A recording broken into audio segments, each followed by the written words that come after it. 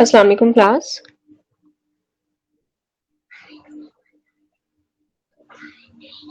वालेकुम सलाम। क्या हाल है बेटे, ठीक है सब लोग?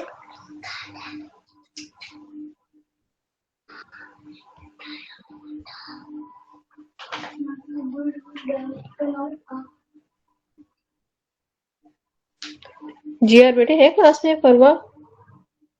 जी मैम, मैं ही हूँ। ओके फरवा बेटे, कितनी स्ट्रेंथ है क्लास की?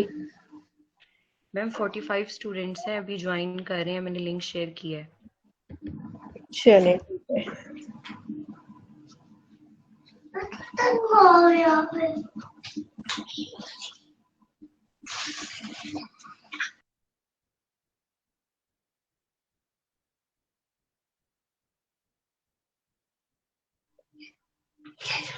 अच्छा बेटे, साइकोलॉजी कोर्स जो है वो हम पढ़ेंगे इस सेमेस्टर में। और आप लोग मुझे बताएं कि आपके ख्याल में क्या है साइकोलॉजी। जब तक बच्चे ज्वाइन करते हैं ना तब तक हम ये डिस्कशन अपनी कंप्लीट करते हैं कि what do you think, what is psychology and why it is important to study it.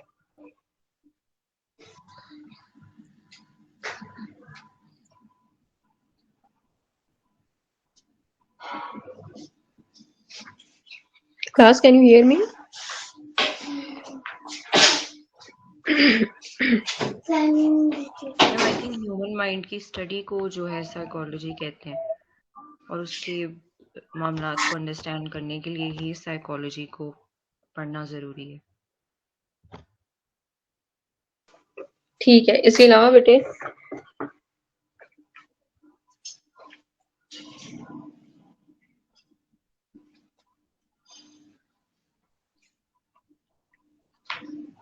आपके फील्ड में बेटे क्यों जरूरी है पढ़ना साइकोलॉजी?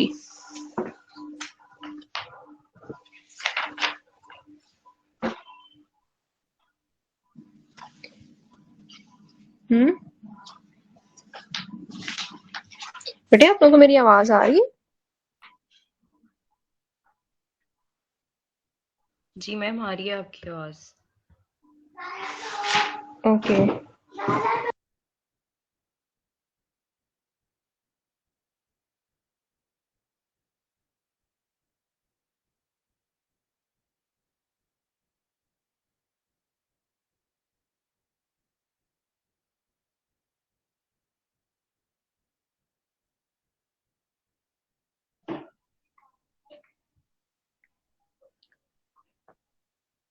अच्छा बेटे, कोशिश किया करें कि आप लोग ना जल्दी से ज्वाइन कर लिया करें मीटिंग, क्योंकि रमजान की वजह से आपको पता है कि क्लासेस का टाइम वैसे ही हाफ है। और अगर आप 5 to 10 मिनट्स ले लिया करेंगे क्लास ज्वाइन करने में तो it will be a wastage of time बेटे। उसके बाद तो थोड़ा सा टाइम रह जाएगा। और हमारी जो है वो 1 घंटे की क्लास है, क्योंकि रूटीन में हमारी क्लास 2 घंटे की हुआ करेगी। ठीक है, तो चूंकि हाफ टाइम हो गया हुआ है क्लासेस का, तो फिर हमारी क्लास जो है वो साइकोलॉजी वो 1 घंटे की हुआ करेगी।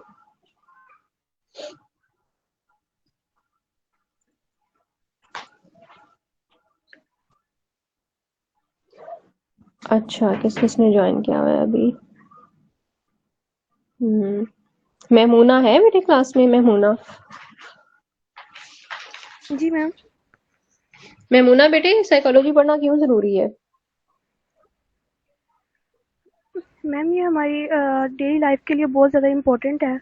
ये हमारी कम्युनिकेशन स्किल्स को भी इम्प्रूव करती है, और जिससे हम लोगों की जो ह्यूमन थिंकिंग है उसको भी अंडरस्टैंड कर सकते हैं। अच्छा बेटे, ये हमारी कम्युनिकेशन स्किल्स को कैसे इम्प्रूव करती है? सॉरी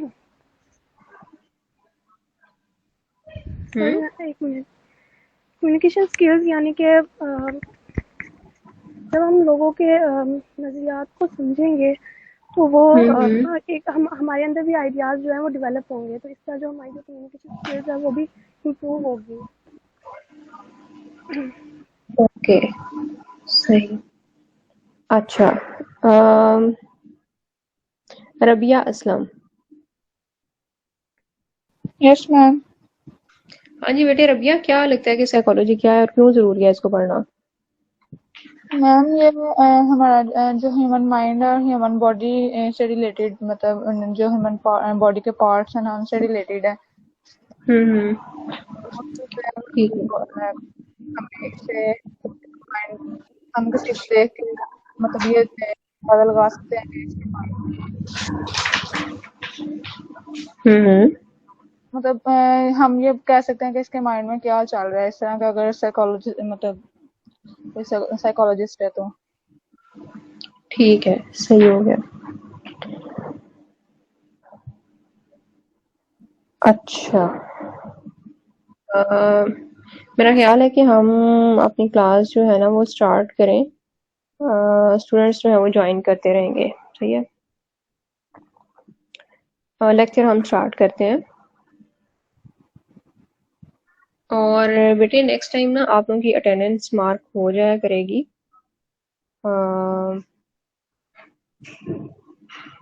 बिल्कुल स्टार्ट में ही लेक्चर के, ठीक है। स्टार्ट में भी हो सकती है, एंड कहीं पर भी रैंडमली हो सकती है, क्योंकि अटेंडेंस शीट मेरे पास है। तो ज़रूरी नहीं है कि मैं आपके रोल नंबर्स कॉल करूँगी, नेम्स कॉल करूँगी और फिर आपकी अटेंडेंस मार्क होगी। वैसे भी आपकी मैं लिस्ट जो है वो देख के मार्क कर दिया करूँगी, कहीं पर भी कभी भी जब भी टाइम मुझे मिलेगा क्लास के दौरान, ठीक है। तो आप लोगों ने कोशिश करना है कि थ्रू आउट द क्लास आप लोग प्रेजेंट रहें। अच्छा बेटे, एज वी नो कि हम साइकोलॉजी कोर्स पढ़ने जा रहे हैं इस सेमेस्टर में। और साइकोलॉजी, जैसे अभी फरवा ने बताया था कि ये बेसिकली साइकोलॉजी में स्टडी किया जाता है माइंड और बिहेवियर को, ठीक है। तो फरवा इज एब्सोल्युटली राइट कि जो साइकोलॉजी का फोकस है स्टडी का वो माइंड और बिहेवियर ही है। अच्छा बेटे, ये जो डेफिनेशन है साइकोलॉजी के कि it's a scientific study of mind and behaviour, या ये जो एक कॉन्सेप्ट है साइकोलॉजी को लेके, जो कि आज हमें हर जगह पर जहाँ पर भी आप सर्च करेंगे ना कि व्हाट इज साइकोलॉजी, तो आपको उसका आंसर यही मिलेगा, ठीक है।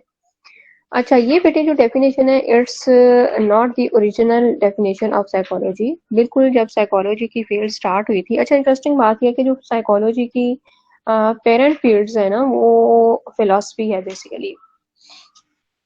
फिलॉसफी से जो है वो इवॉल्व हुई है साइकोलॉजी, ठीक है। तो इसमें आपको बहुत से फिलोसफर्स का भी कंट्रीब्यूशन, शुरू में अगर आप हिस्ट्री देखो ना साइकोलॉजी की, तो बहुत से फिलोसफर्स का कंट्रीब्यूशन भी आपको नजर आएगा, ठीक है। तो अच्छा, बिल्कुल स्टार्ट में जो साइकोलॉजी की डेफिनेशन थी ना वो थी बेटे के ये समझा जाता था कि it's a study of soul, रूह की जो है ना मुतालिया, उसको साइकोलॉजी कहा जाता था। अच्छा, अब बेटे रूह का मुतालिया पहली डेफिनेशन थी जो कि साइकोलॉजी की गई थी। और जो साइकोलॉजी वर्ड है ना वो भी बेसिकली दो टर्म से ड्राइव किया गया और उनका मतलब भी कुछ ऐसा ही है। फर्स्ट वर्ड है साइकी, ठीक है। साइकी का मतलब है सोल, ग्रीक वर्ड है साइकी, तो उसका मतलब है सोल। और लोगोस मतलब स्टडी, तो स्टडी ऑफ सोल जो है वो साइकोलॉजी समझा जाता था शुरू शुरू में। अच्छा, और नाम भी उसको वही रख दिया गया, नाम भी उसका वही रख दिया गया, साइकी और लोगोस को जो है वो मिला के साइकोलॉजी। अच्छा बेटे, जैसे जैसे डेवलपमेंट्स होती गई, नॉलेज इंक्रीज होता गया, साइंटिफिक मेथड्स जो है वो यूज किए गए, तो इट वाज नाउन दैट, और इट वाज रियलाइज दैट कि सोल को ऑब्जर्व करना तो पॉसिबल ही नहीं है। इज इट पॉसिबल कि हम किसी सोल को ऑब्जर्व कर सकें? No ma'am. मैम कर एग्जैक्ट सकते हैं लेकिन थ्रो बिहेवियर, वही के माइंड को भर के, नेचर को भर के स्टडी कर सकते हैं हम उसकी। सोल सोल माइंड ही होता है, नहीं, अच्छा सोल माइंड भी होता है? वैसे यानी कि ये भी उसका अच्छा बिहेवियर, माइंड, नेचर उसकी आ जाती है। अच्छा, ये भी हम पढ़ेंगे लेकिन थोड़ा मैम सा हम आज। उसकी एक्चुअल जी लेकिन बेटे, मैम हाफिज। उसकी एक्चुअल शेप को तो नहीं। हाँ, ऑब्जर्व मैम नहीं मैं किया कह जा रहा हूँ कि उसकी एक्चुअल शेप को तो ऑब्जर्व नहीं ना कर सकते। हम यहाँ पे उसकी एक्चुअल शेप को डिस्कस कर रहे हैं। वेरी गुड, बिल्कुल ठीक है, ऐसा ही है बेटे कि हम उसको ऑब्जर्व नहीं कर सकते, फिजिकली वो एग्जिस्ट नहीं करती। जो मेन हम कहना चाह रहे हैं ना, देखो एक बुक है ना तो वो हमें सामने फिजिकली पड़ी हुई नजर आ रही है, ठीक है। एक टेबल है वो हमें सामने नजर आ रहा है, हमारा हाथ हमें नजर आ रहा है, लेकिन सोल जो है it can not be observed, ठीक है। तो ये बात हम कर रहे हैं। अच्छा, तो बेटे फिर इस डेफिनेशन को जो है वो रिवाइज किया गया और कहा गया बाद में कि it's a science of, it's a study of consciousness, ठीक है। फिर उस डेफिनेशन में जो है वो भी फ्लॉज आइडेंटिफाई किए गए, मजीद उस डेफिनेशन को रिफाइन किया गया, रिवाइज किया गया बेसिकली। फिर उसमें जो है वो फ्लॉज इनको आइडेंटिफाई किए गए, और उसके बाद जो आज हमारे पास डेफिनेशन जो है ना साइकोलॉजी की, वो ये है कि it's a scientific study of mind and behaviour. ठीक है, हमारे जो ह्यूमन एक्सपीरियंसेस हैं, हमारे जो मेंटल प्रोसेसेस हैं, उनकी स्टडी को जो है वो साइकोलॉजी कहा जाता है। अच्छा बेटे, साइंटिफिक इसको क्यों कहा जाता है? क्योंकि इसमें साइंटिफिक मेथड्स यूज किए जाते हैं रिसर्च के, इन्वेस्टिगेशन के। ठीक है, कोई भी चीज, कोई भी आपको जो साइकोलॉजी में बात मिलेगी ना, वो किसी के अंदाजे की बेस पे या किसी सिर्फ एक पर्सन की ऑब्जर्वेशन की बेस पे नहीं है, बल्कि बाकायदा रिसर्च बेस्ड जो है वो आपको बातें मिलेंगी साइकोलॉजी में। ठीक है, तो इस वजह से इसको कहा जाता है कि इट्स अ साइंटिफिक स्टडी। अच्छा, mind and behaviour. Mind and behaviour जो है बेसिक जो हमारा मोटिव होता है ना साइकोलॉजी में, वो माइंड ही होता है। लेकिन माइंड को अगेन बेटे हम डायरेक्टली ऑब्जर्व नहीं कर सकते, उसको समझने के लिए हमें जरूरत होती है बिहेवियर को ऑब्जर्व करने की। हमें पता है कि हम जो सोचते हैं उसके मुताबिक हम बिहेव करते हैं, वैसे ही हमारे फेशियल एक्सप्रेशन होते हैं। ठीक है, वैसे ही हमारी बॉडी लैंग्वेज होती है, उसी के मुताबिक हमारे लाइफ डिसीजंस होते हैं। ठीक है, तो ये जो डिपिक्शंस हैं ये बेसिकली हमारे मेंटल प्रोसेसेस की बातें मैंने की है ना बिहेवियर्स को लेके।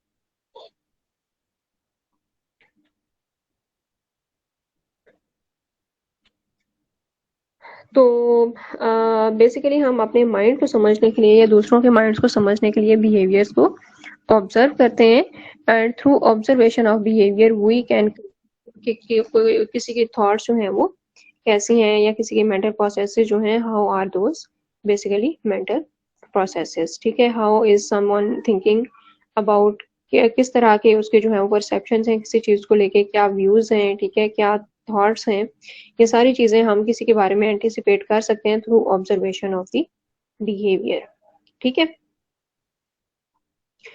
अच्छा, दैट्स वाई कि बेटे इसको कहा जाता है कि it's a scientific study of mind and behaviour.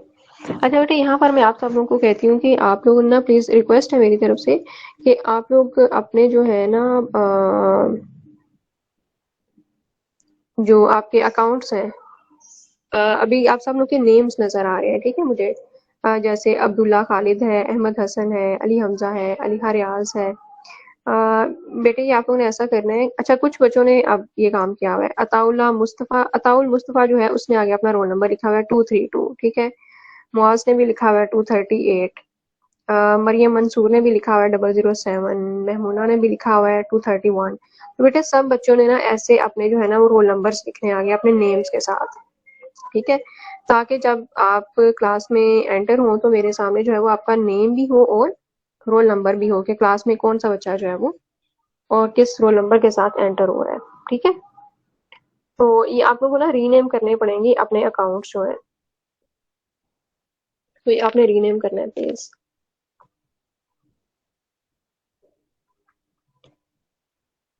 अच्छा, आज की क्लास जो है ना बेटे वो हमारी कुछ फॉर्मल और इनफॉर्मल डिस्कशन होगी। थोड़ा सा हम सिलेबस को भी पढ़ेंगे। ठीक है, सिलेबस भी हमारा स्टार्ट होगा, और कुछ जो है वो हमारी इनफॉर्मल डिस्कशन होगी साइकोलॉजी को लेके। ठीक है, तो वैसे जो हमारी फॉर्मल डिस्कशन होनी है कोर्स को लेके, वो बेसिकली होगी, 3 चीजें हम डिस्कस करेंगे आज की क्लास में।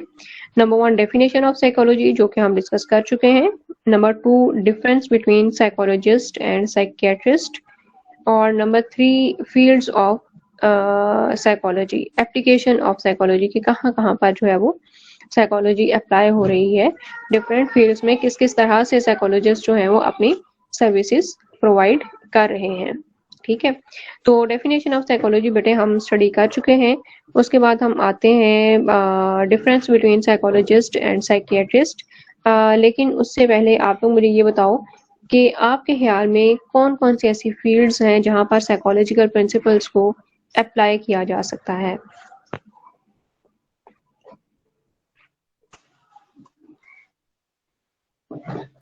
मैम साइकोलॉजी का आई थिंक हर फील्ड से ताल्लुक है। जब हम बात करते हैं ह्यूमन बिहेवियर की, तो हर जो फील्ड है उसमें ही हम पर्सनालिटी को जज करने के लिए, लाइक हमारी जो फील्ड है इसमें भी हम देख सकते हैं कि इसमें भी साइकोलॉजी का बहुत रोल है।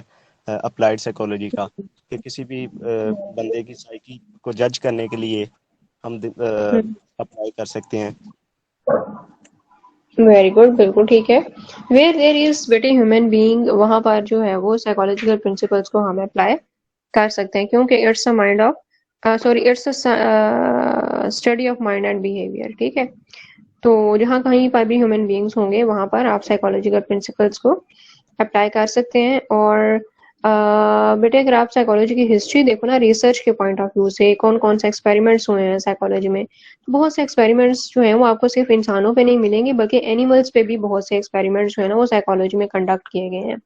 और उन एक्सपेरिमेंट्स को बहुत, उनके जो रिजल्ट्स हैं सक्सेसफुली आज अप्लाई किया जा रहा है उनको ह्यूमन बीइंग्स पे, खास तौर पे जो लर्निंग के प्रिंसिपल्स है ना, ऑपरेंट कंडीशनिंग और क्लासिकल कंडीशनिंग, ये हम पढ़ेंगे भी मेरा ख्याल है, अगर आपके कोर्स में हुआ। अगर ना भी हुआ तो मैं आपको इसका जो है ना वो एक ब्रीफ सा ओवरव्यू आप लोगों के साथ जरूर शेयर करूंगी। ऑपरेंट कंडीशनिंग और क्लासिकल कंडीशनिंग लर्निंग के ये प्रिंसिपल्स हैं दो। इनके जो ओरिजिनल एक्सपेरिमेंट्स हैं वो बेटे एनिमल्स पे कंडक्ट किए गए हुए हैं, और आज जो है उनके रिजल्ट्स जो है बहुत सक्सेसफुली ह्यूमन बीइंग्स पे अप्लाई किए जा रहे हैं। तो जहाँ कहीं पर भी ह्यूमन बीइंग्स होंगे वहां पर साइकोलॉजी के प्रिंसिपल्स को अप्लाई किया जा सकता है। अच्छा, अब हम आते हैं बेटे अपने डिस्कशन की तरफ। साइकोलॉजिस्ट और साइकियाट्रिस्ट में क्या फर्क होता है? कुछ फर्क आपको है आइडिया कि क्या फर्क है इन दोनों में? Yes ma'am. मैम जो साइकाइट्रिस्ट होते हैं वो किसी जो इलनेस होगा उसको डायग्नोज करने के बाद मेडिकेशन प्रोवाइड कर सकते हैं, लेकिन जो साइकोलॉजिस्ट होते हैं वो कोई मेडिकेशन नहीं प्रोवाइड करते, वो जो मतलब बात करने वाली जो थेरेपी है उसके थ्रू ही पेशेंट्स को जो है वो हेल्प कर सकते हैं, मेडिकेशन नहीं प्रोवाइड करते। ये डिफरेंस है मेन। ठीक है, बिल्कुल सही है, फरवा ने काफी हद तक ठीक बताया है। उसके अलावा और कोई बेटे स्टूडेंट? फरवा बेटे कितने स्टूडेंट्स आते हैं नॉर्मली क्लास में? मैम 25 तक होते हैं, 25 प्लस। तो बाकी स्ट्रेंथ बच्चे क्यों नहीं आते? मैम ये नहीं पता। मॉर्निंग की स्ट्रेंथ अच्छी थी उनके, आई थिंक के 50 स्ट्रेंथ है और तकरीबन 41 स्टूडेंट्स थे क्लास में। तो ज़ाहिर उनमें से कुछ लीव कर चुके होंगे, 40 अगर 9 एब्सेंट थे और 2-4 जो है वो हो सकता है कोई इंटरनेट का इशू हो या कुछ और इशू, तो वो बात तो समझ में आती है। तो बेटे 20 अगर आपकी 45 स्ट्रेंथ है और 25 स्टूडेंट सिर्फ क्लास में है तो it's not a good thing. आपकी अटेंडेंस मार्क हुआ करेगी रेगुलर बेसिस पे। फरवा बेटे आपने ना अपनी अटेंडेंस शीट शेयर करनी है मेरे साथ क्लास के बाद। Okay ma'am. ठीक है, ताकि नेक्स्ट टाइम जो है ना आप लोग की अटेंडेंस साथ साथ ही मार्क हो हर क्लास की।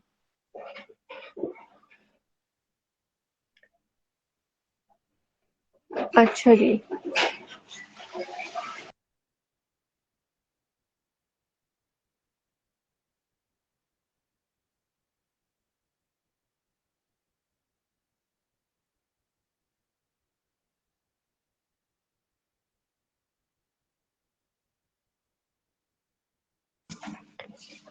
अच्छा बेटे बात हम कर रहे थे साइकोलॉजिस्ट और साइकियाट्रिस्ट में क्या फर्क है। अच्छा बेटे इनमें कुछ डिफरेंसेस हैं, कुछ इनमें सिमिलैरिटीज हैं। ठीक है, तो हम देखते हैं कि इनमें क्या डिफरेंसेस हैं और क्या इनमें सिमिलैरिटीज हैं। फर्स्ट जो बेटे इनमें डिफरेंस है ना वो है एजुकेशन का।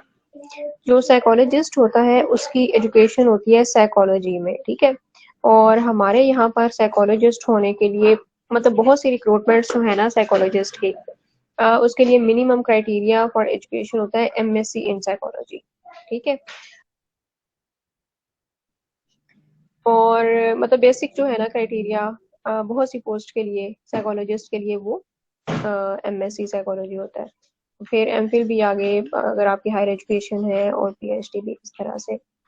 अच्छा उसके अलावा जो है अच्छा ये एजुकेशन होगी साइकोलॉजिस्ट की। अगर बेटे हम बात करें साइकियाट्रिस्ट की एजुकेशन या क्वालिफिकेशन की, तो बेटे साइकियाट्री जो है ना basically it's a branch of medicine. ठीक है, इसमें एक मेडिकल डॉक्टर होता है जो एजुकेशन उसकी होती है डॉक्टर की होती है, और फिर डॉक्टर की एजुकेशन कंप्लीट करने के बाद जो है वो एडिशनल ट्रेनिंग होती है साइकियाट्री में। ठीक है, और जो बुक में लिखी हुई है वो 4 इयर्स लिखी हुई है। और 4 years की ट्रेनिंग के बाद जो है वो a person is authorized to practice as a psychiatrist। ठीक है, तो ये तो इनमें फ़र्क हो गया एजुकेशन का दोनों में, साइकोलॉजिस्ट की क्या एजुकेशन होती है और साइकियाट्रिस्ट की क्या एजुकेशन होती है। अच्छा,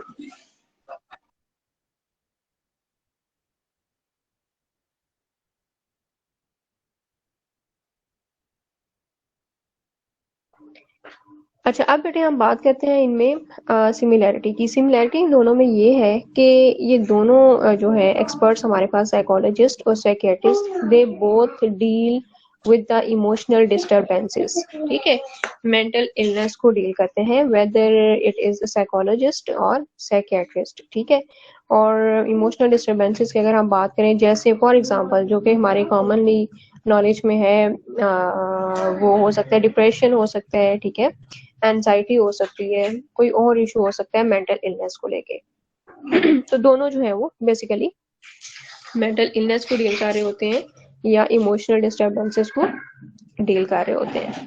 ठीक है, अच्छा अब बेटे नेक्स्ट जो है इनमें जो थर्ड नंबर पे आएगा वो अगेन डिफरेंस आएगा, और डिफरेंस होगा कि ये दोनों ट्रीटमेंट किस तरह से प्रोवाइड करते हैं इमोशनल डिस्टरबेंसेस को लेके।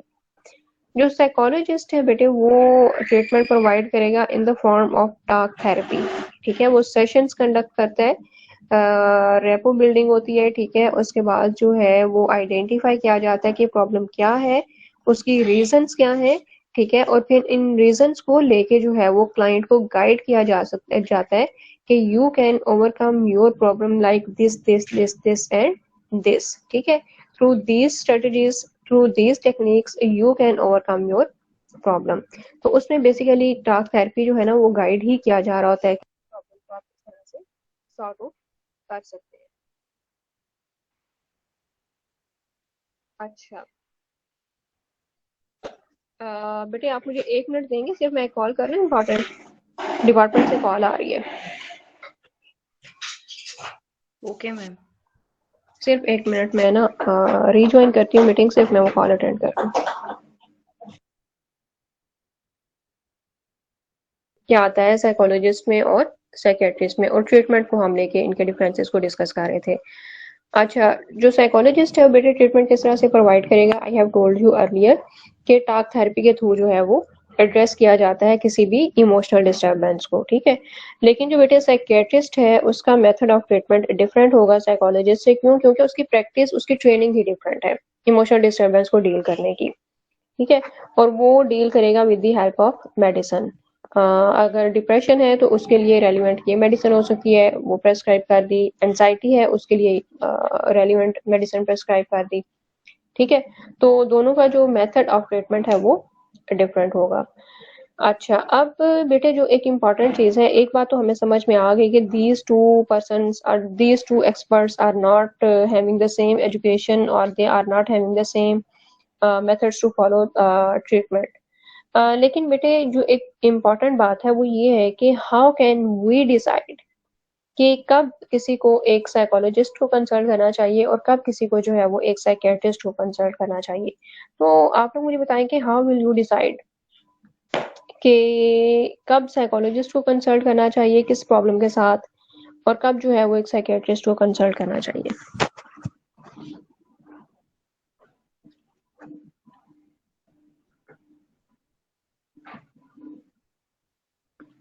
बेटे मेरी आवाज आ रही है सबको?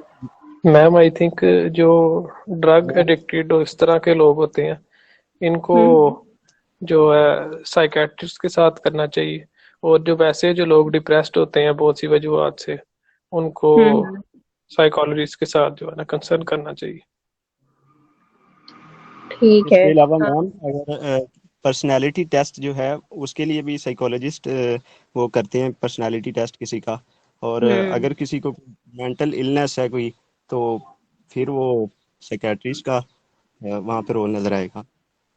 ठीक है, दोनों बच्चों ने जो है ना वो कुछ हद तक बात ठीक की है। जैसे इससे पहले बेटे कौन थे? मोहम्मद रजी। हाँ मोहम्मद रजी, बेटे आपने भी कुछ हद तक ठीक है, और जो है हाफिज मुबशर। Yes ma'am. हाफिज मुबशर, ठीक है। बेटे आपने भी कुछ हद तक ठीक कहा है। हम इस जो है ना जो फैक्ट है वो भी डिस्कस करते हैं कि लेकिन इससे पहले कोई और स्टूडेंट भी पार्टिसिपेट कर सकता है कि बेटे आप कैसे डिसाइड करेंगे कि किस प्रॉब्लम को लेके साइकोलॉजिस्ट को कंसल्ट करना है और कब जो है साइकियाट्रिस्ट। मैम आई थिंक जैसे कि आपने बताया कि साइकोलॉजिस्ट जो है उनका मेथड ऑफ ट्रीटमेंट मोस्टली चूँकि टॉक थेरेपी होता है, तो आई थिंक जो पेशेंट्स को इश्यूज जो हैं वो मेंटल इश्यूज या जो टॉकिंग के थ्रू टॉक थेरेपी के थ्रू अगर वो ठीक हो सकते हैं या उनसे वो ज़्यादा बेहतर जो है वो दे प्रेफर इट, तो वो साइकोलॉजिस्ट को कंसल्ट कर सकते हैं। और साइकियाट्रिस्ट को जो है अगर कोई उन्हें ऐसे मेंटल इशू हो जिनसे उन्हें फिजिकल डिस्टर्बेंस भी हो रही है, जैसे वीकनेस हो रही है या इस तरह, तो I think in that case वो साइकियाट्रिस्ट को जो है वो कंसल्ट कर सकते हैं। ठीक हो गया, ठीक है। मोर और लेस बेटे आप लोग ठीक बातें कर रहे हो और एक जैसी ही बातें कर रहे हो, और thank you for your participation. अच्छा बेटे देखें, हमने कहा कि दोनों का जो फोकस ऑफ ट्रीटमेंट जो है ना वो सेम प्रॉब्लम्स ही है, ठीक है। और फोकस ऑफ ट्रीटमेंट क्या है? Emotional disturbance. अच्छा अब बेटे, और हमने ये भी देखा कि एक पर्सन जो है वो टॉक थेरेपी के थ्रू ट्रीटमेंट प्रोवाइड करेगा और दूसरा पर्सन जो है वो थ्रू मेडिसिन जो है वो ट्रीटमेंट प्रोवाइड करेगा। अच्छा टॉक थेरेपी बेटे उस वक्त तक जो है ना वो यूजफुल होती है जब तक आपका किसी का डिसऑर्डर जो है ना वो माइल्ड होता है, ठीक है, माइल्ड या मॉडरेट होता है और उसको थ्रू गाइडेंस जो है वो ट्रीट किया जा सकता है, तो then psychologist is the best option to go with, ठीक है। लेकिन अगर बेटे इश्यू जो है वो लाइफ थ्रेटनिंग तक जो है वो उसकी सिवियरिटी बढ़ गई हुई है मेंटल इलनेस की, कि वो लाइफ थ्रेटनिंग है, तो फिर उस केस में जो है वो साइकियाट्रिस्ट जो है वो एक सूटेबल ऑप्शन हो सकती है, ठीक है। तो you can decide depending upon the severity of the problem कि प्रॉब्लम की सिवियरिटी क्या है, क्या वो माइल्ड है, मॉडरेट है या वो स्वेयर है, ठीक है। तो अगर तो माइल्ड और मॉडरेट है तो साइकोलॉजिस्ट उसको डील कर सकता है, लेकिन जाहिर फिर अगर माइल्ड है बेटे तो उसको तो आप आराम से गाइडेंस के थ्रू जो है वो रिजॉल्व कर सकते हैं। लेकिन अगर स्वेयर हो चुकी हो या उसकी स्वेयरिटी, तो फिर जो है वो उसको आप साइकोलॉजिस्ट को कंसल्ट करें तो वो ज्यादा बेहतर है कि जितनी जल्दी पॉसिबल हो उतनी जल्दी उसको जो है वो ट्रीट किया जाए, ठीक है। तो ये था बेसिकली साइकोलॉजिस्ट और साइकियाट्रिस्ट में डिफरेंस। लेकिन बेटे एक और बात कि साइकियाट्रिस्ट को भी आपको बहुत वाइजली जो है वो चूज करना चाहिए, क्योंकि साइकियाट्रिस्ट जो है वो डेफिनेटली आपको मेडिसिन प्रेस्क्राइब करेगा। जैसे आइडियली ऐसा होता है कि जो साइकियाट्रिस्ट है ना वो भी पहले टॉक थेरेपी ही प्रोवाइड करता है, ठीक है। अगर टॉक थेरेपी के रिजल्ट्स नहीं अच्छे आते तो फिर जो है वो मेडिसिन की तरफ जो है वो वाली ऑप्शन जो है वो यूज की जाती है। लेकिन आई हैव सेड कि दिस इज आइडियल कंडीशन और ideal can never be met, ठीक है। तो चूंकि आइडियल कंडीशन को फुलफिल नहीं किया जाता in most of the cases, तो बेटे फिर आजकल जो कॉमन हमारी ऑब्जर्वेशन है और जो साइकियाट्रिस्ट की प्रैक्टिस है वो ये है कि they do not provide talk therapy before prescribing the medicine, ठीक है। They directly prescribe the medicine, तो उसकी जो है टॉक थेरेपी चूंकि वो नहीं प्रोवाइड कर रहे होते हैं, डायरेक्ट मेडिसिन प्रेस्क्राइब करते हैं। मेडिसिन आर बेसिकली केमिकल्स, ठीक है। तो वो जो बेटे केमिकल्स हैं वो हमारे न्यूरोट्रांसमीटर्स को डिस्टर्ब कर रहे होते हैं, ठीक है। अब न्यूरोट्रांसमीटर्स क्या हैं? न्यूरोट्रांसमीटर्स बेटे हमारे ब्रेन केमिकल्स हैं, ठीक है। और वो बेसिकली हमें गाइड कर रहे होते हैं कि या उनकी जो वो रिलीज हो रहे होते हैं, बेसिकली ये जो ब्रेन केमिकल्स है ना न्यूरोट्रांसमीटर्स, इनकी रिलीज का एबनॉर्मल या नॉर्मल होना डिटरमिन करता है कि हमारा कोई बिहेवियर नॉर्मल होगा या एबनॉर्मल होगा, ठीक है। हमारी थॉट्स जो है वो नॉर्मल होंगी या एबनॉर्मल होंगी। तो ये सारी कहानी जो है ना वो डिपेंडेंट है न्यूरोट्रांसमीटर्स की रिलीज पे। अच्छा, और मैंने आपको बता दिया कि न्यूरोट्रांसमीटर्स जो है हमारे ब्रेन केमिकल्स हैं। तो बाहर से जब बेटे केमिकल्स आप इनटेक करते हो तो जो आपके अपने केमिकल्स हैं वो डिस्टर्ब होते हैं, ठीक है। तो अगर आप ज्यादा अरसे के लिए मेडिसिन लेते रहते हो तो definitely you will become dependent on those medicines, और आपके जो अपने केमिकल्स हैं ब्रेन केमिकल्स वो डेफिनेटली तब तक डिस्टर्ब हो चुके होंगे। तो फिर आप एट वंस जो है या अचानक से जो है वो आप विथड्रॉ नहीं कर सकते फ्रॉम मेडिसिन, ठीक है, तो वो आपके लिए बल्कि नुकसानदेह होता है। और मेडिसिन जो हैं उसके सर्टेन साइड इफेक्ट्स भी होते हैं, तो फिर इसलिए बहुत ज़रूरी है कि चूंकि उनके साइड इफेक्ट्स भी हैं, वो आपके न्यूरोट्रांसमीटर्स को भी डिस्टर्ब कर रहे हैं, तो बहुत आप वॉइसली चूज करें कि आपने साइकोलॉजिस्ट को कंसल्ट करना है या साइकियाट्रिस्ट को कंसल्ट करना है। अगर प्रॉब्लम जो है वो ऐसी है कि आराम से साइकोलॉजिस्ट जो है वो इसको ट्रीट कर सकता है, फॉर एग्जांपल के आपका जो है वो लेट एडमिशन है यूनिवर्सिटी में, ठीक है, महीना डेढ़ जो है वो आप यूनिवर्सिटी में लेट आए हैं, तो महीना डेढ़ अगर आप लेट आए हैं तो इसका मतलब ये है, तो एक तो आप सिलेबस के पॉइंट ऑफ व्यू से थोड़ा पीछे होंगे बच्चों से, ठीक है, अपनी क्लास फेलो से। दूसरा जो है थोड़ी सी फ्रेंडशिप्स में आपको इश्यूज आएंगे, क्योंकि इससे पहले जो है वो फ्रेंडशिप्स हो चुकी होंगी। बिल्कुल स्टार्ट की जो है वो क्लासेस है वो बच्चे अपने अपने ग्रुप्स जो है वो डिसाइड कर चुके होते हैं, और मोस्ट ऑफ द टाइम जो बिल्कुल शुरू में ग्रुप्स बन जाते हैं वो थ्रू आउट द डिग्री जो है वो सेम रहते हैं। बहुत कम जो है ना वो होती है शिफ्टिंग्स होती हैं ग्रुप्स में फिर उसके बाद। अच्छा, ये इश्यूज हो सकते हैं, ठीक है। तो फ्रेंडशिप का ना होना यूनिवर्सिटी में या किसी भी वर्क प्लेस पे इवन उसकी वजह से आप जो है वो सर्टेन इश्यूज को जो है वो फेस कर सकते हैं। अच्छा, अब ये सारे इश्यूज जो हैं वो मिल के आपको परेशान कर रहे हैं, आप एडजस्ट नहीं हो पा रहे यूनिवर्सिटी में due to all these issues, ठीक है, और मेल एडजस्टमेंट की वजह से आप परेशान हो, ठीक है। आप परेशान हो तो इसका मतलब ये है कि यू आर एंशियस। अब बेटे, इफ यू आर एंशियस तो इट डज नॉट मीन कि psychiatrist is the best option to go with. The best option is to go with the educational psychologist और यूनिवर्सिटी काउंसलर, ठीक है। University counsellor को आप visit करें, आप उसको बताएं कि मैं एंजाइटी फील कर रहा हूँ या कर रही हूँ और उसकी रीजन जो है वो ये है, I am unable to cope with all these problems. तो वो क्या करेगा कि वो आपको आपकी सिचुएशन को मद्देनजर रखते हुए गाइड करेगा what is the best possible way to go with, कि आप इस तरह से आप इस एंजाइटी को रिड्यूस कर सकते हैं थ्रू फॉलोइंग दीज टेक्निक्स, ठीक है। तो अब देखो कि ये एक ऐसी प्रॉब्लम थी जिसको यूनिवर्सिटी काउंसलर भी डील कर सकता था। एंजाइटी तो थी, लेकिन एंजाइटी की रीजन क्या थी? रीजन क्या थी? आपकी एजुकेशन प्लेस, ठीक है। आपने उन इश्यूज को जो है वो एड्रेस किया, यूनिवर्सिटी काउंसलर ने आपको गाइड किया, एंजाइटी जो है वो ऑटोमेटिकली खत्म हो जाएगी, ठीक है।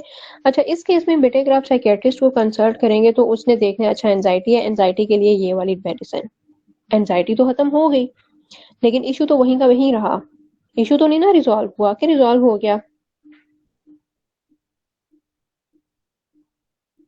No ma'am. ठीक है, आपकी जो है वो मेल एडजस्टमेंट तो बिल्कुल वही है ना, अभी वो मेल एडजस्टमेंट तो एड्रेस नहीं ना किया आपने तो सिर्फ एंजाइटी को एड्रेस किया है, ठीक है। तो जो वहां पर एक प्रॉपर ट्रीटमेंट था वो ये था कि आपको बताया जाए कि आपने इन इश्यूज को ओवरकम जो है वो किस तरह से करना है। तो इस तरह से बेटे आप जो है वो डिसाइड कर सकते हैं कि what is the problem, what are the reasons behind. क्या उन रीजंस को जो है वो टॉक थेरेपी के थ्रू एड्रेस किया जा सकता है? क्या सिवियरिटी जो है वो माइल्ड है कि उसको टॉक थेरेपी के थ्रू एड्रेस किया जा सके? तो इफ यू से और you find the answer yes, ठीक है, तो आप जो है वो साइकोलॉजिस्ट को कंसल्ट करें। लेकिन अगर सिवियरिटी जो है वो लाइफ थ्रेटनिंग है, जैसे मैंने आपको पहले बताया, तो फिर उस केस में आप जो है वो साइकियाट्रिस्ट को कंसल्ट कर सकते हैं।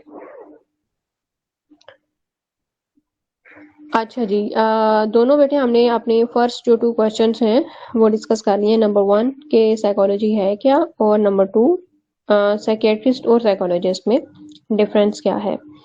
उसके अलावा बेटे आप लोग अगर कुछ ऐड इन करना चाहते हैं तो कर सकते हैं। उसके बाद फिर फर्दर हम मूव करते हैं कि डिफरेंट फील्ड्स ऑफ साइकोलॉजी जो है वो कौन कौन से हैं जहाँ पर साइकोलॉजिकल प्रिंसिपल्स जो है वो अप्लाई किए जा रहे हैं। लेकिन इससे पहले अगर आप लोग कुछ एडिंग करना चाहते हैं या कुछ पूछना चाहते हैं साइकोलॉजी को लेके, तो बेटे आप लोग पूछ सकते हैं। मैम, लाइफ थ्रेटनिंग की हम कैसे एग्जांपल ले सकते हैं? जैसे किसी ने सुसाइड के लिए अटेम्प्ट की हो।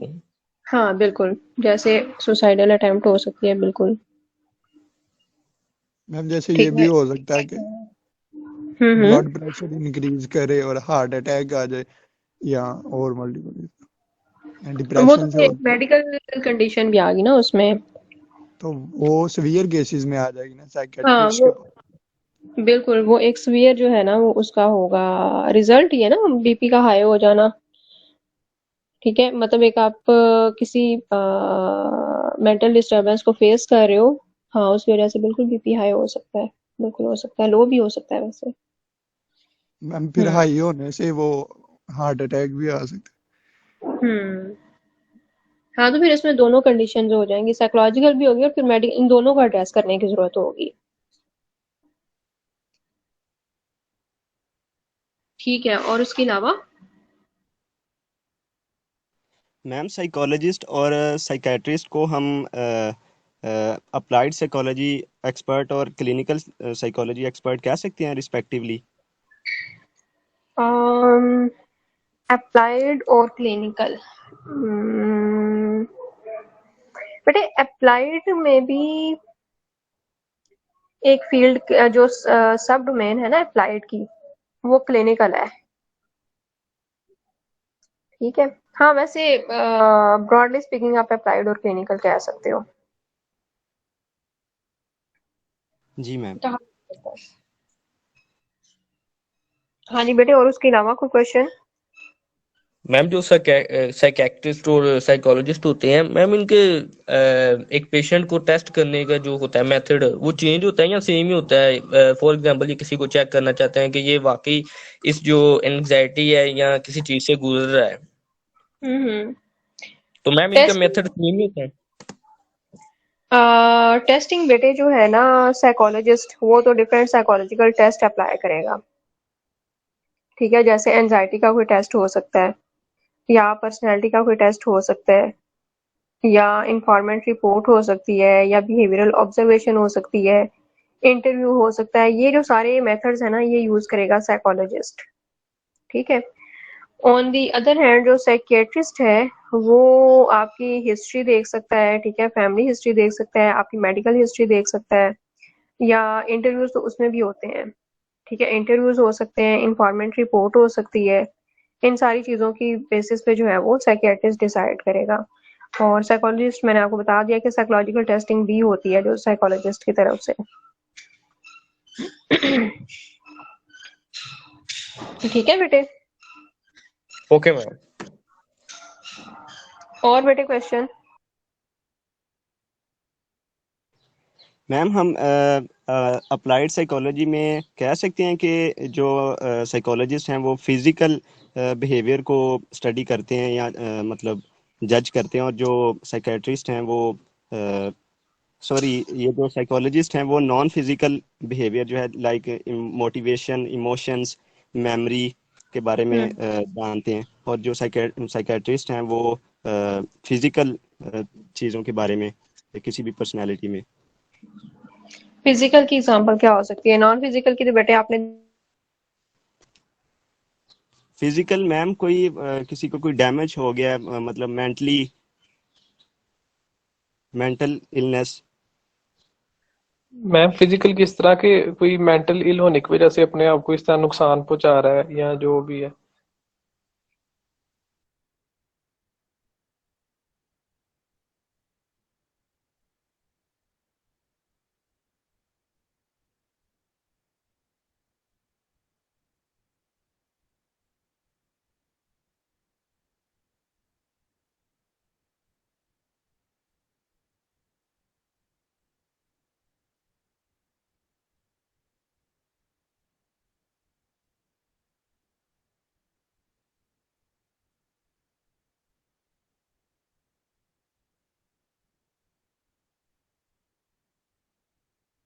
वाईफाई के सिग्नल जो है ना वो खुद ही ड्रॉप हो जाते हैं, जो ठीक हो जाते हैं।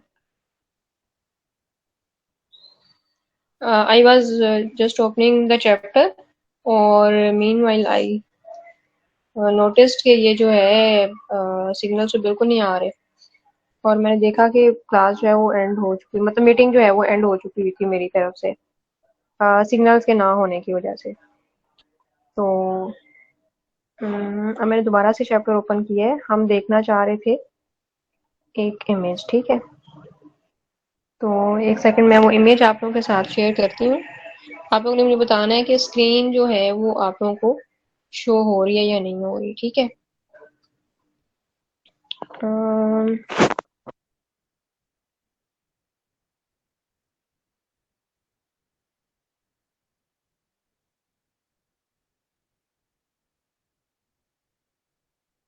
बेटा स्क्रीन नजर आ रही है? Yes ma'am. अच्छा स्क्रीन तो नजर आ रही है, लेकिन हमारा चैप्टर फिर से क्लोज हो गया है। अब चैप्टर क्यों क्लोज हुआ है भाई?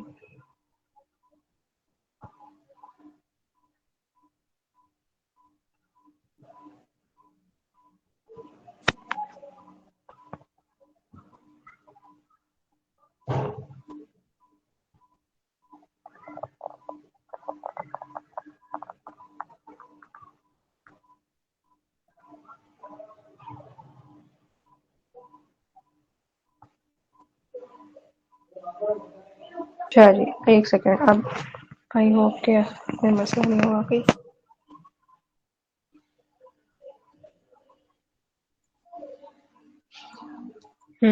ठीक है। अब बेटा चैप्टर नजर आ रहा है आपको, बुक चैप्टर? जी मैम नजर आ रहा है। ठीक है। अच्छा ये है बेटे ब्रेन इमेजेस, ठीक है। Positron emission tomography, I think ये इट स्टैंड्स फॉर इट, ठीक है। हाँ ये है, हाँ ये बिल्कुल पॉजिट्रॉन इमिशन टोमोग्राफी ही इसको कहा जाता है, पीईटी को। और ये स्कैन्स हैं show the brain activity of normal people during different activities, ठीक है। Red indicates the highest activity followed by yellow, green and blue. Arrows indicate the most active areas, ठीक है। तो आप ये देखो कि मतलब over the years of research we are with the knowledge कि now we can identify कि ब्रेन का कौन सा एरिया जो है वो किस एक्टिविटी के लिए रिस्पॉन्सिबल होता है, ठीक है। अच्छा जैसे रेस्टिंग स्टेट में है ना, तो बिल्कुल टॉप लेफ्ट साइड पे जो ब्रेन इमेज है ना वो आपको नजर आ रहा होगा। वो ब्रेन एक्टिविटी इस तरह से होगी जब आप रेस्टिंग फेज में हो, ठीक है। यू आर डूइंग नथिंग जब, ठीक है।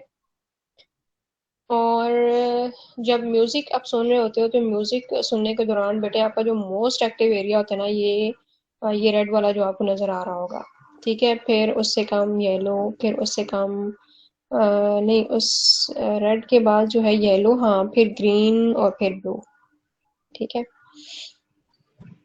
फिर कॉग्निटिव, मतलब जब आप कुछ सीख रहे होते हो या सोच रहे होते हो, इस तरह की जो एक्टिविटीज होती है ना, तो उस दौरान ये राइट साइड पे जो टॉप है इमेज वो वाला, ठीक है। फिर उसके बाद विजुअल, जब आप देख रहे होते हो, लैंग्वेज, बोलने के दौरान कौन से एरियाज जो हैं वो, या उस प्रोसेस के दौरान कौन से ब्रेन एरियाज एक्टिव होते हैं। फिर memory, auditory, language and music, और फिर मोटर, ठीक है। अच्छा अब जो है साइकेट्रिस्ट इज बेसिकली ऑथराइज्ड कि वो अगर कोई प्रॉब्लम है ना तो फिर ब्रेन स्कैन्स के थ्रू भी आइडेंटिफाई कर लेता है कि अच्छा अगर बिहेवियरल ये इश्यूज हैं तो क्या ब्रेन का कोई पर्टिकुलर एरिया डैमेज तो नहीं है, ठीक है, या कोई न्यूरोट्रांसमीटर जो है वो तो अफेक्टेड नहीं है, या स्ट्रक्चर जो है वो किसी तरह से बाय बर्थ या आफ्टर बर्थ जो है वो खराब तो नहीं है। तो इन चीज़ों को जो है ना वो एड्रेस साइकेट्रिस्ट करता है, ठीक है। इन चीज़ों को एक साइकोलॉजिस्ट एड्रेस नहीं कर सकता। तो ये जो बेटे आप बात कर रहे थे ना, शायद मुबशिर बेटे आप बात कर रहे थे कि फिजिकल जो प्रॉब्लम्स होती हैं या जो नेचर होती है ब्रेन की उसको साइकेट्रिस्ट डील करता है, और जो नॉन फिजिकल है उनको साइकोलॉजिस्ट डील करता है। हाँ तो बिल्कुल आप ठीक कह रहे हो कि नॉन फिजिकल जैसे मेमोरी है, कॉग्निशन है, या जैसे वो है मोटिवेशन है, इन सारी चीज़ों को डील कर सकता है एक साइकोलॉजिस्ट, अप्लाइड वो फील्ड है, ठीक है। और जो साइकियाट्रिस्ट है वो फिजिकल को डील करेगा, जैसे मैंने आपको ये डायग्राम के थ्रू समझाने की कोशिश की है, और आई होप कि आपको समझ आ गई होगी। समझ आई है या नहीं आई? यस मैम आ गई है। Okay good. अच्छा बेटे उसके अलावा कोई और क्वेश्चन?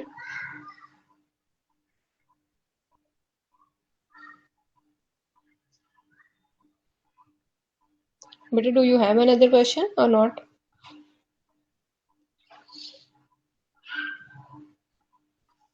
मैम मेरा एक सवाल ये था कि जो पर्सनालिटी टेस्ट हैं उसमें भी हम देखते हैं कि मेंटल लेवल को चेक किया जाता है, जैसे कि ये एक प्रोजेक्टिव पर्सनालिटी टेस्ट है या ऑब्जेक्टिव पर्सनालिटी टेस्ट, तो इसमें भी मेंटल लेवल को चेक किया जाता है। तो ये साइकोलॉजिस्ट इसको डील करते हैं या साइकेट्रिस्ट?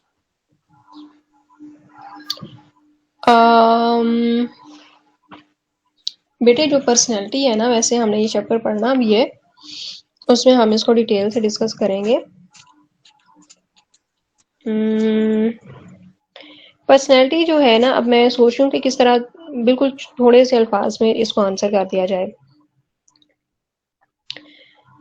बेटे जो पर्सनैलिटी है वो बेसिकली आपके बिहेवियरल पैटर्न्स होते हैं, ठीक है, जो कि ओवर द टाइम पीरियड जो है वो फिक्स्ड हो चुके होते हैं, ठीक है। अब ये जो बिहेवियरल पैटर्न्स हैं डेफिनेटली उनके पीछे सर्टेन थॉट मेंटल प्रोसेसेस हैं, सही है।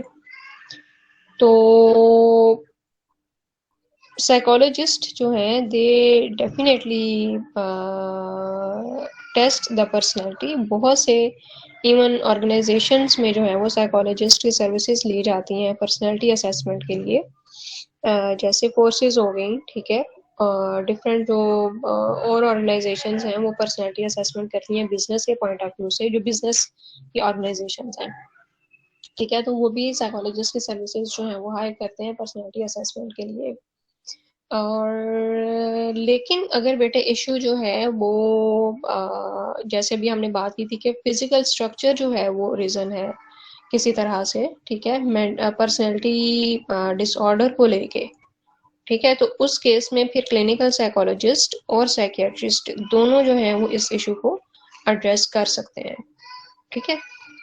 लेकिन साइकोलॉजिस्ट कौन सा करेगा? क्लिनिकल साइकोलॉजिस्ट, अप्लाइड साइकोलॉजिस्ट नहीं करेगा।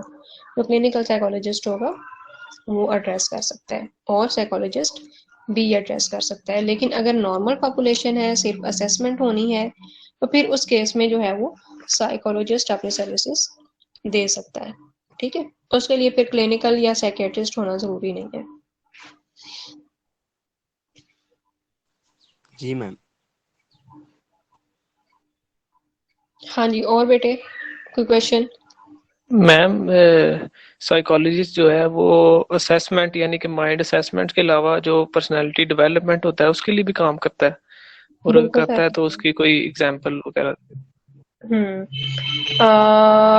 बिल्कुल बेटे, पर्सनालिटी की ग्रूमिंग के लिए भी साइकोलॉजिस्ट की सर्विसेज ली जा सकती हैं। जैसे जो है कि किसी एक खास सिचुएशन में एक अप्रोप्रिएट बिहेवियर जो है वो क्या होगा, तो आपने उसकी ट्रेनिंग करनी है, तो उसके लिए जो है वो सर्विसेज ली जा सकती हैं साइकोलॉजिस्ट की। जैसे मैं आपको भी अपना रिसेंट पर्सनल एक्सपीरियंस बताती हूँ। अभी हमने एक छोटा सा जो ना रिसर्च प्रोजेक्ट किया है, मैंने और मेरी सुपरवाइजर ने।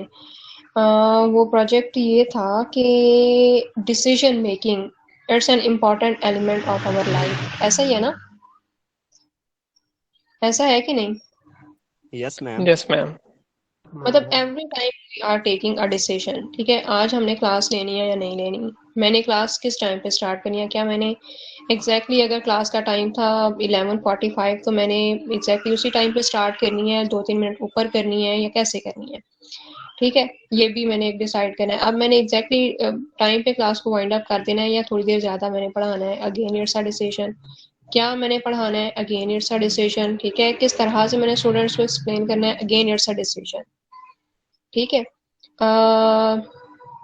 स्टूडेंट्स को नोट्स मैंने किस तरह प्रोवाइड करने हैं, थ्रू CRGR करने हैं या डायरेक्ट मैंने उनका कोई ग्रुप बना के उनको कम्युनिकेट कर देना है, कुछ भी असाइनमेंट्स वगैरह या उनके नोट्स वगैरह, अगेन इट्स अ डिसीजन, ठीक है। तो every time we are taking a decision. मतलब सिर्फ क्लास के लिहाज से मैंने आपको बता दिया कि I have to take so many decisions अगर मैं एक क्लास को पढ़ा रही हूँ, ठीक है। तो अगर हम ओवरऑल देखें तो डेफिनेटली बहुत से डिसीजंस जो हैं वो हमें करने होते हैं। अच्छा, अब बेटे अगर आपकी डिसीजन मेकिंग अच्छी है तो आपकी लाइफ में सक्सेस के चांसेस और एक्सेल करने के चांसेस जो है ना वो बढ़ जाते हैं, ठीक है। और अगर आपकी डिसीजन मेकिंग अच्छी नहीं है तो आपकी फेलियर के चांसेस जो है वो बढ़ जाते हैं। अच्छा, अब देखो बीइंग टीचर, अगर मैं हर क्लास आपकी लेट स्टार्ट करती हूँ तो मेरा क्या इंप्रेशन अच्छा होगा?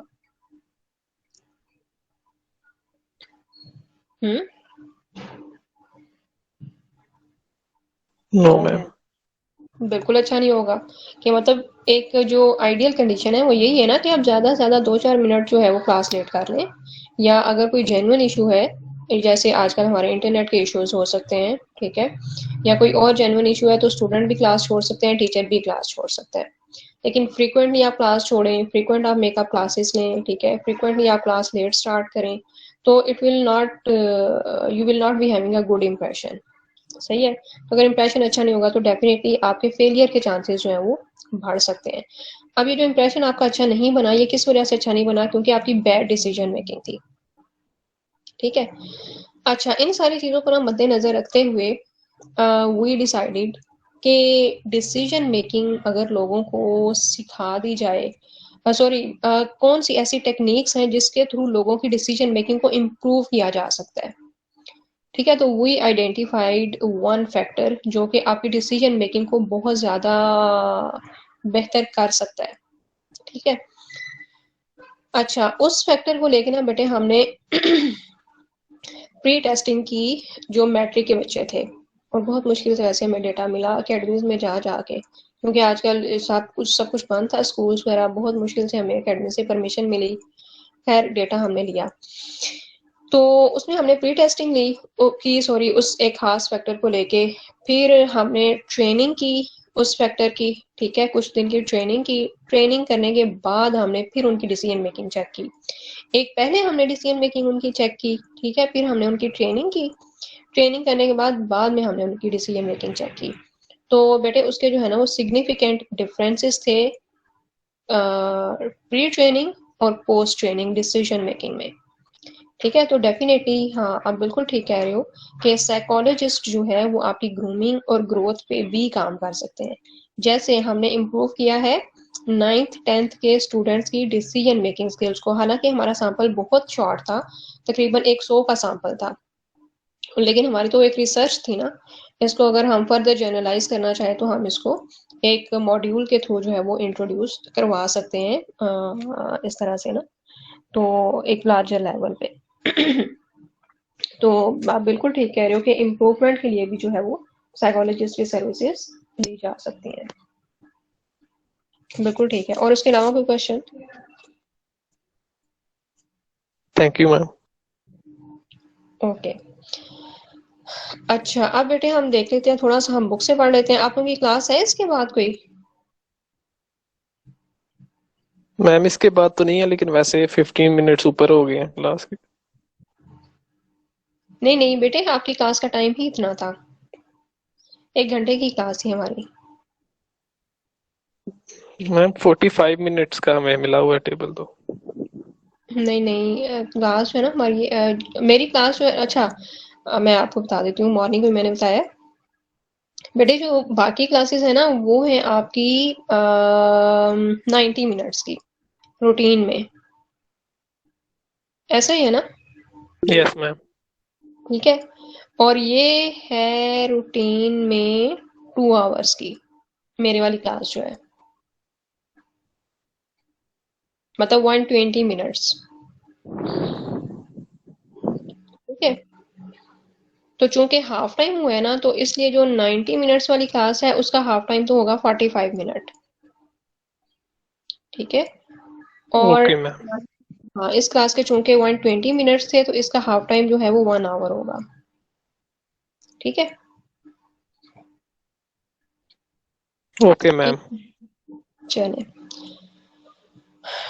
अच्छा जी, हम देखते हैं थोड़ा सा बुक से भी, अगर आपका नहीं है तो हम 1 बजे तक पढ़ सकते हैं कि नहीं, अगर आपकी क्लास नहीं है इसके बाद तो।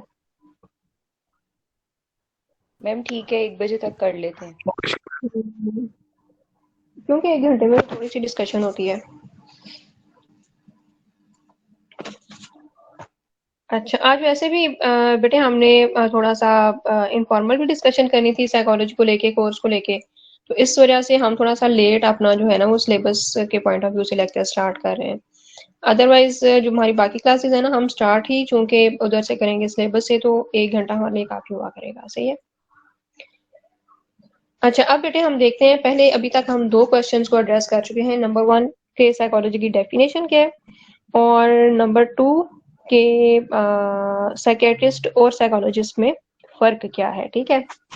अच्छा, अब तीसरा जो क्वेश्चन बेटे हमने एड्रेस करना है वो ये है कि व्हाट साइकोलॉजिस्ट डू, कौन कौन सी ऐसी सर्विसेज हैं, कौन कौन से एरियाज ऑफ सर्विसेज हैं जो साइकोलॉजिस्ट प्रोवाइड करते हैं। अच्छा बेटे, यहाँ पर ऑथर ने ना इसको 2 ग्रुप्स में क्लासिफाई कर दिया। नंबर 1 है सर्विस प्रोवाइडर्स टू इंडिविजुअल्स और नंबर 2 है सर्विस प्रोवाइडर्स टू ऑर्गेनाइजेशंस। ठीक है। अच्छा, सर्विस प्रोवाइडर्स टू इंडिविजुअल्स के मतलब इंडिविजुअल लेवल पे एक सिंगल इंडिविजुअल को जो है वो साइकोलॉजिस्ट किस तरह से हेल्प आउट कर सकते हैं और एक ऑर्गेनाइजेशन को जो है वो साइकोलॉजिस्ट कैसे हेल्प आउट कर सकते हैं। ठीक है। अच्छा, अब जो सर्विस प्रोवाइडर्स टू इंडिविजुअल्स हैं बेटे, वो जैसे क्लिनिकल साइकोलॉजिस्ट हो सकता है, ठीक है, साइकियाट्रिस्ट हो सकता है, काउंसलिंग साइकोलॉजिस्ट हो सकता है, फोरेंसिक साइकोलॉजिस्ट हो सकता है। ठीक है। इनको हम वन बाय वन देखते हैं और फिर उसके बाद हम अपना लेक्चर वाइंड अप करेंगे और जो ऑर्गेनाइजेशन वाला है उसको हम नेक्स्ट क्लास में डिस्कस करेंगे। अच्छा, सबसे पहले है बेटे क्लिनिकल साइकोलॉजिस्ट, और क्लिनिकल साइकोलॉजिस्ट और साइकियाट्री जो है ना मोर तकरीबन हम इसको डिस्कस कर चुके हैं पहले, फिर भी एक बार रीडिंग कर लेते हैं ताकि अगर कुछ रह गया डिस्कस करने वाला तो हम उसको कर लें। अच्छा, clinical psychologist have an advance degree in psychology, ये भी हम पढ़ चुके हैं, और डॉक्टर ऑफ फिलॉसफी और doctor of psychology with a speciality in understanding and helping people with psychological problems। ठीक है, तो इसके लिए हमने टर्म यूज की थी emotional disturbances. Those problems range from depression, anxiety and substance abuse to marriage conflicts, difficulties making decisions, or even the feeling that I should be getting more out of life. Clinical psychologists try in one way or another to understand why a person is having problem and then help that person overcome the difficulties। ठीक है, तो 2 main objectives होते हैं clinical psychology के reason क्या है problem की और उस रीजन को जो है वो इरेडिकेट किस तरह से किया जा सकता है। ठीक है, और कुछ जो क्लिनिकल साइकोलॉजिस्ट हैं वो प्रैक्टिसिंग साइकोलॉजिस्ट होते हैं, कुछ कॉलेज प्रोफेसर्स और रिसर्चर्स भी होते हैं। अच्छा, उसके बाद है अभी किसी बच्चे ने पूछा था ना मैम कि हम इनको कैटेगराइज कर सकते हैं अप्लाइड और क्लिनिकल में, जो साइकोलॉजिस्ट और साइकियाट्रिस्ट हैं। तो बेटे इसलिए मैंने कहा था कि किया जा सकता है, लेकिन 100% मैं ऐसा नहीं कहूंगी। क्यों? क्योंकि ये जो क्लिनिकल साइकोलॉजी है ना, ये भी अप्लाइड साइकोलॉजी की एक ब्रांच है। ठीक है, क्लिनिकल साइकोलॉजी, और साइकियाट्री तो है ही क्लिनिकल। तो हम ये थोड़ा मतलब मुश्किल है कि कहें कि वो एक प्योर क्लिनिकल है और इस तरह से ना। तो अच्छा, उसके बाद psychiatry is a branch of medicine that deals with the emotional disturbances. To become psychiatry students first earn a medical doctor और and then take an additional 4 years of residency training in psychiatry. ठीक है, और because psychiatrists are medical doctors, they can prescribe drugs such as antidepressants, whereas most psychologists cannot। तो हाँ, psychologist medicine prescribe नहीं कर सकते, psychiatrist कर सकते हैं। अच्छा, क्लिनिकल साइकोलॉजिस्ट जो है ना, एक्सेप्शनल केसेस हो सकते हैं कुछ जो मेडिसिन प्रेस्क्राइब कर सकते हैं, और वो कब बेटे प्रेस्क्राइब कर सकते हैं? अगर किसी क्लिनिकल साइकोलॉजिस्ट ने एडिशनल ट्रेनिंग ली हुई है मेडिसिन की। ठीक है, तो फिर वो भी मेडिसिन प्रेस्क्राइब कर सकता है। जैसे यहाँ लिखा हुआ है कि in the United state a few states now permit psychologists with a couple years of additional training to prescribe drugs। और उसके बाद जो एक इम्पॉर्टेंट क्वेश्चन यहाँ पर हमने एड्रेस करना है वो ये है कि does psychiatrist ability to prescribe drugs give them an advantage over psychologist in cases where psychologist can not prescribe them. मतलब कि ये जो ऑथराइजेशन है इनके पास, अथॉरिटी है साइकियाट्रिस्ट के पास मेडिसिन प्रेस्क्राइब करने की, क्या it's a plus point for them? तो देखते हैं कि ऑथर इसको किस तरह से आंसर करता है।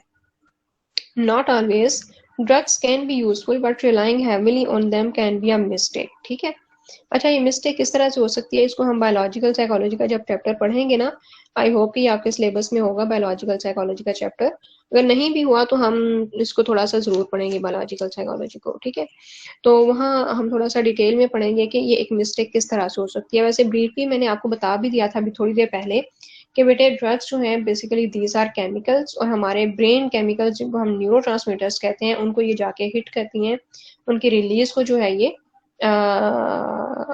वो करती हैं, डिस्टर्ब करती हैं। ठीक है, तो अगर ज़्यादा अरसे तक लेते रहते हैं तो आप डिपेंडेंट हो जाते हैं मेडिसिन पे, और आप जो है वो फिर अचानक से या उसको एकदम से जो है वो विथड्रॉ भी नहीं कर सकते। विथड्रॉल के भी जो इफेक्ट्स होते हैं, तो इस तरह से एक मिस्टेक हो सकती है अगर आप ड्रग्स ले रहे हैं या मेडिसिन ले रहे हैं, ठीक है। तो इसको हम डिटेल में वैसे बायोलॉजिकल साइकोलॉजी के चैप्टर में और पढ़ेंगे। Where is a typical visit to a clinical psychologist includes an extensive discussion of the clients troubles, ठीक है। Many visits to a psychiatrist focus mainly on checking the effectiveness of a drug and evaluating its side effects. A survey found that over the years, fewer and fewer psychiatrists have been providing talk therapy. तो ये वही बात है कि वैसे ideally तो psychiatrist को talk therapy देनी चाहिए बिफोर स्टार्टिंग द मेडिसिन, लेकिन जो है वो ऑब्जर्वेशन यही है और कॉमन प्रैक्टिस साइकियाट्रिस्ट की तरफ से यही है कि वो टॉक थेरेपी प्रोवाइड नहीं करते, वो डायरेक्टली जो है वो मेडिसिन ही प्रेस्क्राइब करते हैं, ठीक है। अच्छा जी, इतना लेट कौन आ रहा है क्लास में?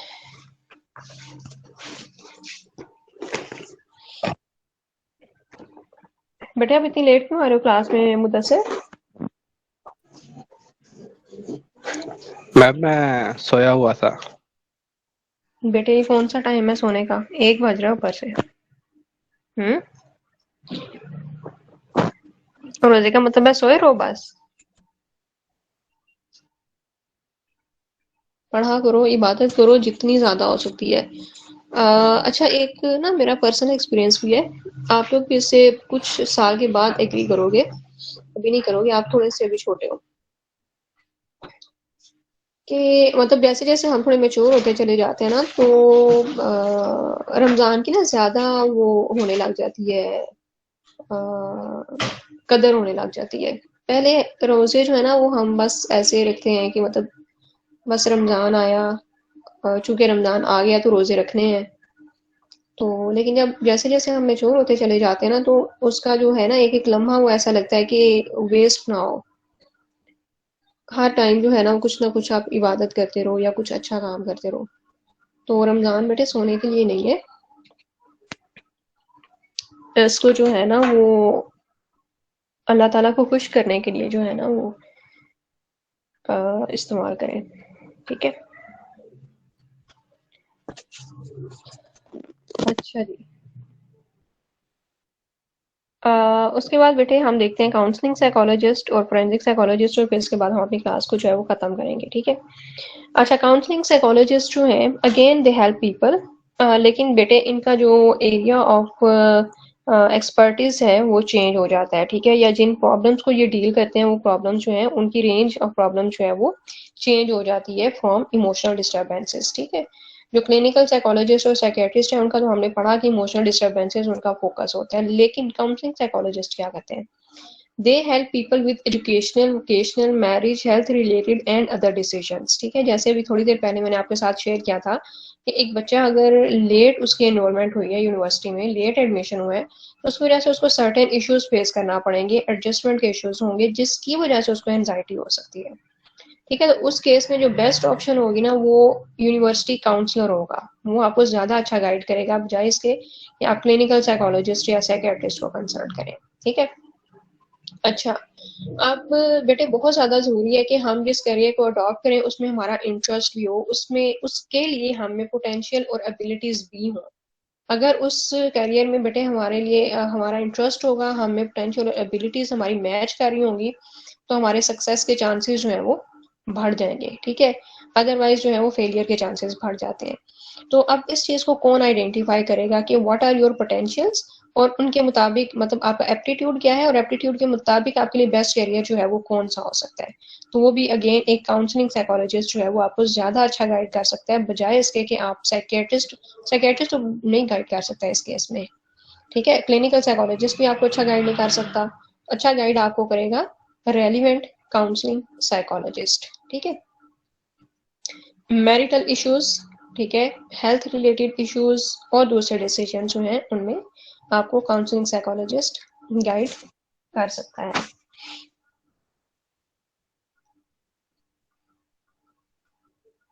बेटे आप लोग इतनी लेट क्यों आ रहे हैं क्लास में? अभी अबू बकर ने ज्वाइन किया है, इससे पहले किस बच्चे ने ज्वाइन किया?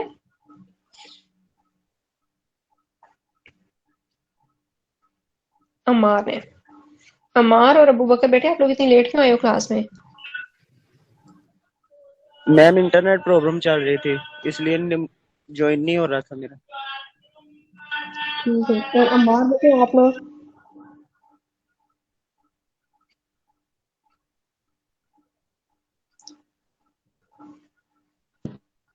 अम्मार है क्लास में?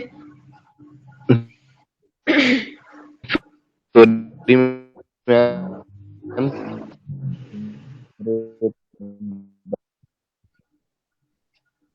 आई थिंक अम्मार के बिना इंटरनेट का इशू है, उसकी आवाज नहीं ठीक आ रही। ठीक है बेटे। अच्छा, उसके मैम मैं बाद है बेटे सो रहा था, जी मुझे भी पता चला लड़के ने कॉल करके बताया। Sorry ma'am. अच्छा, आपको क्लास नहीं पता था आज? यस मैम, मैं कह रहा हूँ कि मुझे लड़के ने कॉल करके बताया, मैं सो रहा था। ओके ओके बेटे, प्लीज अपनी नींद थोड़ी कम करें। मेरा ख्याल है कि जब हम बिजी रहते हैं तो ज्यादा मैम आपको आवाज आ वो रही तो है? ज्यादा अच्छा गुजरता है, बजाय इसके कि हम जो है ना वो फारिग रहें। फारिग रहने से तो ज्यादा रोजा लगता है। और आजकल का रोजा मतलब इतना लंबा नहीं है जितने आज से कुछ साल पहले तक होते थे। कोई बहुत ज्यादा रोजा नहीं लगा कल, इतना लंबा रोजा नहीं था और इतना गर्म भी नहीं था। तो बेटे कम सोए जरा। अच्छा, उसके बाद है बेटे फोरेंसिक साइकोलॉजिस्ट। ठीक है, और फोरेंसिक साइकोलॉजिस्ट जो हैं they provide advice and consultation to police, lawyers and courts. ठीक है, और फोरेंसिक साइकोलॉजिस्ट आर क्लिनिकल और काउंसलिंग साइकोलॉजिस्ट, मतलब क्लिनिकल भी हो सकते हैं और काउंसलिंग भी हो सकते हैं। ठीक है, who have additional training in legal issues. They advise on such decisions as whether a defendant is mentally competent to stand trial or whether someone eligible for parole is dangerous. ठीक है, several popular films and television series have depicted forensic psychologists helping police investigators develop a psychological profile of a serial killer. That may sound like an exciting, glamorous profession, but few psychologists engage in such activities. ठीक है, of their profile is activities. ठीक है, most criminal profilers today have training and experience in law enforcement, not psychology. तो बेटे जो हमारा जो basic focus रहेगा ना जिस एरिया पे थ्रू आउट द सेमेस्टर, वो फोरेंसिक साइकोलॉजी होगा। ठीक है, तो जो भी हम टॉपिक पढ़ेंगे ना उसको हम फोरेंसिक साइकोलॉजी के पॉइंट ऑफ व्यू से पढ़ेंगे। सही है, होगा तो इंट्रोडक्शन का ही और अप्लाइड से ही होगा, अप्लाइड साइकोलॉजी से ही होगा। लेकिन हम उसको रिलेट करने की कोशिश करेंगे फोरेंसिक के साथ। अच्छा, ये बेटे जहाँ पर हमने जितने भी एरियाज ऑफ साइकोलॉजी अभी तक पढ़े हैं ना, वो बिल्कुल ब्रीफ सा इंट्रोडक्शन है उस एरिया के बारे में, सिर्फ एक पैराग्राफ की फॉर्म में। हम सेपरेटली देखें तो पूरी की पूरी बुक्स जो हैं वो हमें मिल सकती हैं, जैसे फोरेंसिक साइकोलॉजी को लेके, काउंसलिंग साइकोलॉजी को लेके। ठीक है, उसके अलावा जो है और बहुत सी क्लिनिकल साइकोलॉजी से मतलब बुक्स अवेलेबल हैं। लेकिन चूंकि हम इंट्रोडक्शन को पढ़ रहे हैं तो यहाँ पर ऑथर ने इंट्रोडक्शन में जो है वो सिर्फ एक पैराग्राफ की सूरत में ही हमें जो है वो इंट्रोड्यूस करवाया है डिफरेंट एरियाज को। अच्छा, लेकिन कोशिश हमने ये करनी है कि फोरेंसिक साइकोलॉजी का नॉलेज हमारे पास थोड़ा सा ज़्यादा हो। तो उसके लिए बेटे आपको जो है वो फर्स्ट असाइनमेंट मैं असाइन करूँगी आज सेमेस्टर की, और ये होगी कि you have to search and read and understand कि what are roles and responsibilities of a forensic psychologist. ठीक है, आप पढ़ेंगे इसको, समझेंगे, और फिर इसके बाद जो है वो आप एक असाइनमेंट बनाएंगे। ठीक है, हैंड रिटन असाइनमेंट होगी आपकी, और वो हैंड रिटन असाइनमेंट जो है वो बेटे मैं आपकी एक जो है वो गूगल क्लास क्रिएट करूंगी, वहाँ पर आप सब लोग ऐड होंगे, वहाँ पर मैं टाइटल जो है वो अपलोड कर दूंगी आपके असाइनमेंट का, और डेडलाइन भी अपलोड कर दूंगी, और आपने अप टू द डेडलाइन जो है वो असाइनमेंट वहाँ पर सबमिट कर देनी है। ठीक है, तो वहाँ से फिर आपकी इवेल्युएशन जो है वो हो जाएगी असाइनमेंट को लेके। तो यहाँ पर हम अपना लेक्चर जो है वो वाइंड अप करते हैं, और क्लास अभी आपने लीव नहीं करनी, आपकी अटेंडेंस में मार्क करूंगी अभी। ठीक है, आज तो मैं जो है अभी अपने लिए स्क्रीनशॉट रख लेती हूँ, लेकिन नेक्स्ट टाइम से ना बेटे आप लोगों ने आप लोगों ने क्या करना है, नेक्स्ट टाइम से मैं आपकी जो है वो अटेंडेंस शीट से ही मार्क किया करूंगी। अटेंडेंस, और वो किसी भी वक्त हो सकती है थ्रू आउट द लेक्चर। ठीक है, तो आप लोगों ने थ्रू आउट द लेक्चर जो है वो प्रेजेंट रहना होगा। आपकी नेक्स्ट टाइम किसी भी वक्त जो है वो अटेंडेंस मार्क हो जाया करेगी। अगर किसी ने कुछ पूछना है तो बेटे आप लोग पूछ लें।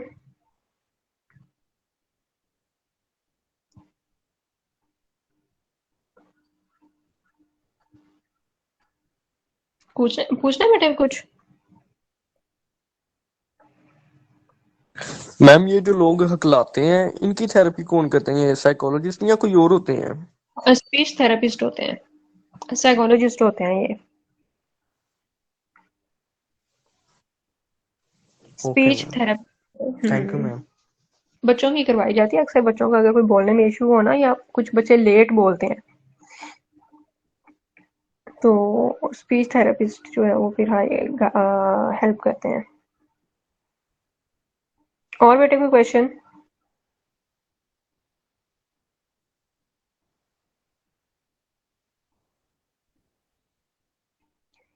चले ठीक है बेटे, अगर आपका कोई क्वेश्चन नहीं है तो हम क्लास खत्म करते हैं। और रमज़ान है, रमज़ान में बेटे प्लीज़ आप लोगों ने दुआओं में ज़रूर याद रखना है।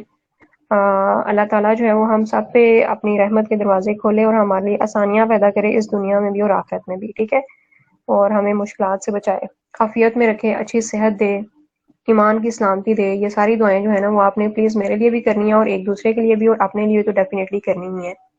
ठीक है, ओके बेटे, अल्लाह हाफिज।